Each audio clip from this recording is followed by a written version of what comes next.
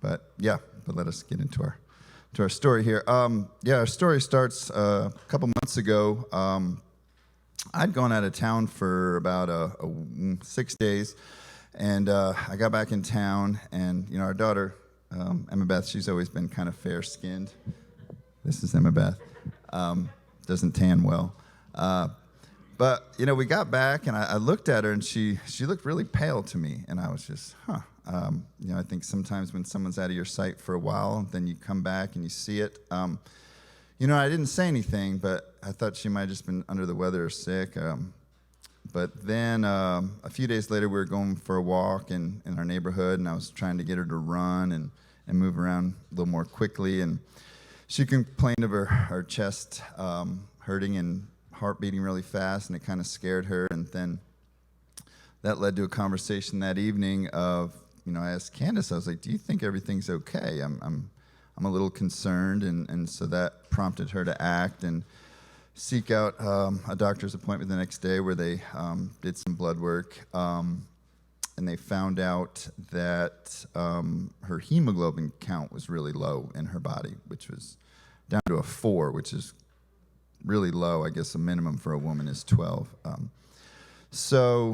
That started a process that Candice can get into for, she was with her more in the hospital than I was, so she can tell the story a little better. But just a couple amazing things from that story. I know that morning when, before the doctor's appointment,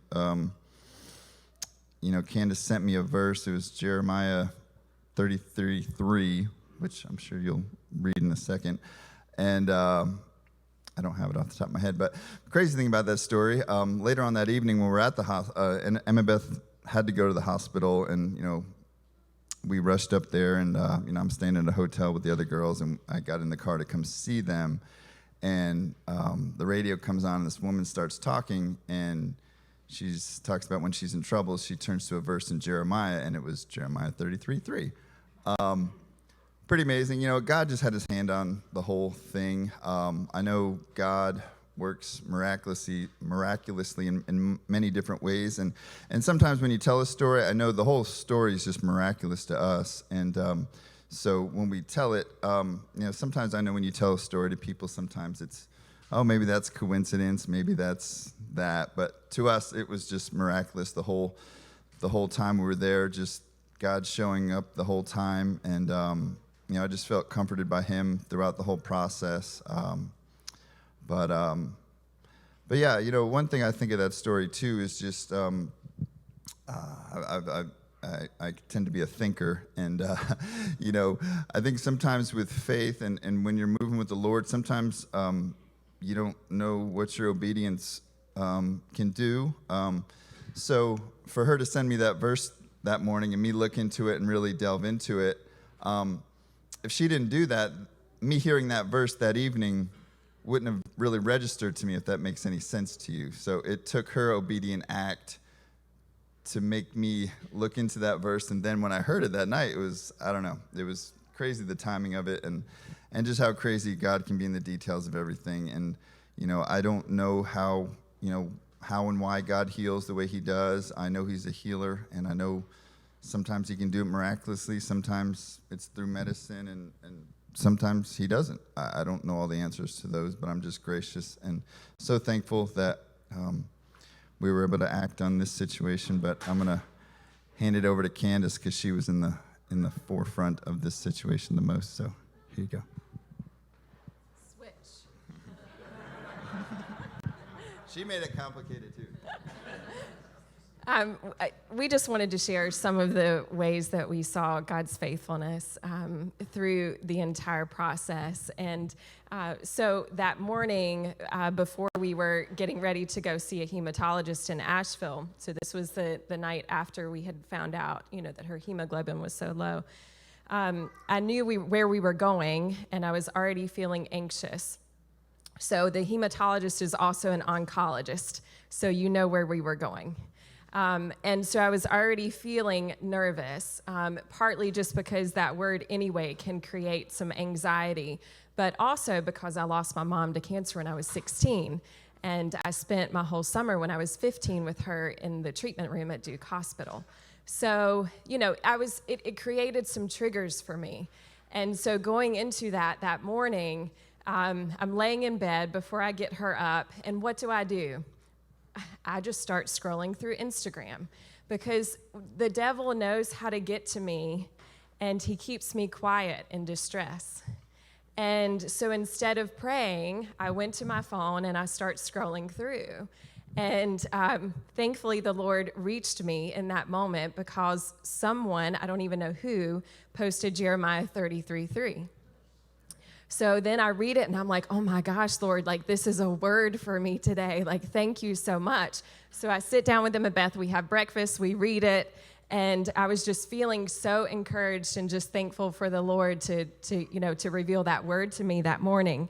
So going into the appointment, we found out pretty quickly that she needs to be hospitalized. And I pulled the doctor aside and I said, look, I need you to be honest with me. What's really going on here? And, she said, this is pure iron deficiency anemia. Here's what we need to do. She needs to have some blood transfusions. We're going to send you straight to the pediatric ICU, and we'll go from there.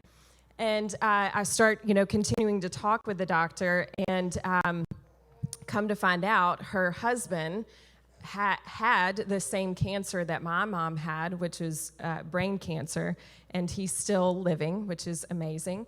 And he was treated by the same doctors as my mom and the same year as my mom.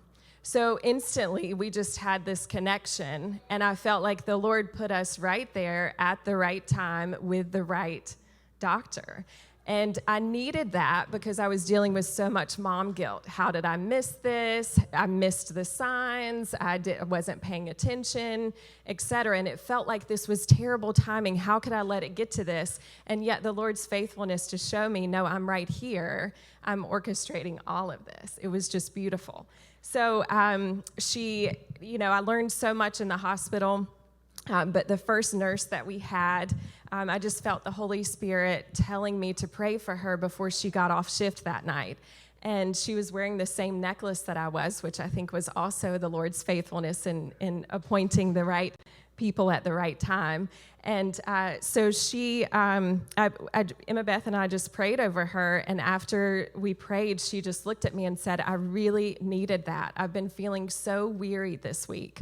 And so moments like that were all throughout our experience.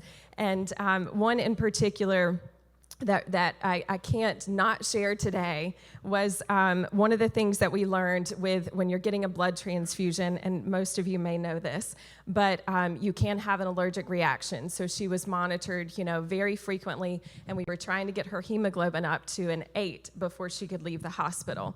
And we thought after bag number 2 that it would be up enough, and it wasn't. So I was like, Lord, why? Why are you? Okay, here we go. Round 3, we're going to be done in 2 hours, and we'll be out of here. And then her IV blew in the middle of bag 3. And so, this was the same donor's blood. She'd had no reactions. And then her IV blows. I'm like, Lord, why are you doing this, And then 4 nurses tried to get a new IV started. They couldn't. She was at this point pretty frustrated. And they said, we need to call in the big dogs. We need to call in the IV team.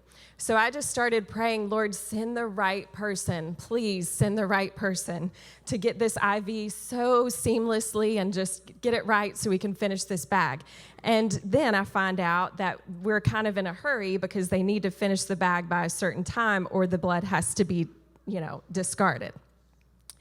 And this was the last bag of that donor's blood. So I'm like, Lord, please, you have got to send the right person and send them quick. So we're praying. Finally, the IV team comes, and it's one person, and it's a guy, and he's dressed in white. And I was like, oh, of course he's dressed in white. So he comes in, and he's just he was so calm and just gracious and just so, I can't even explain to you his presence. And his name was Cameron. His name was Cameron. So Cameron comes in, and he, quickly gets the IV started. And then I said, see, Emma Beth, the Lord sent the right person. And I just said, Cameron, thank you. You're an angel. And the other nurse said, he literally is. He's dressed in white. Look at him. And then he starts ministering to Emma Beth and telling Emma Beth to trust in the Lord like he does. And so it was just this beautiful experience all around of the Lord just showing us that I'm seeing you through this. And we don't always know why things happen, but he showed us his faithfulness through it. And that night after we got out of the hospital, Emma Beth and I were reflecting, and she had just so much energy that she hadn't had in several months. And we were reflecting on the experience, and I said, why don't you write about what you're feeling right now? And so I'm going to read this, and then she's going to play a song that speaks to her about how she saw God through this. So you can go ahead up there. So she wrote this in her journal that night after we got home. God was so good to me. He helped me be brave.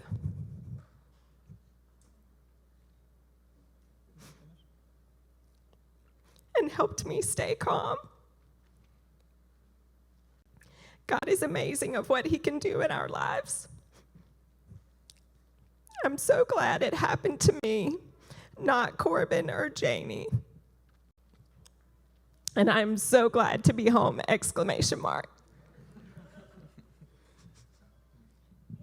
And before she goes, by the way, Jeremiah 33:3 is, call to me and I will answer you and tell you great and wondrous things you do not know.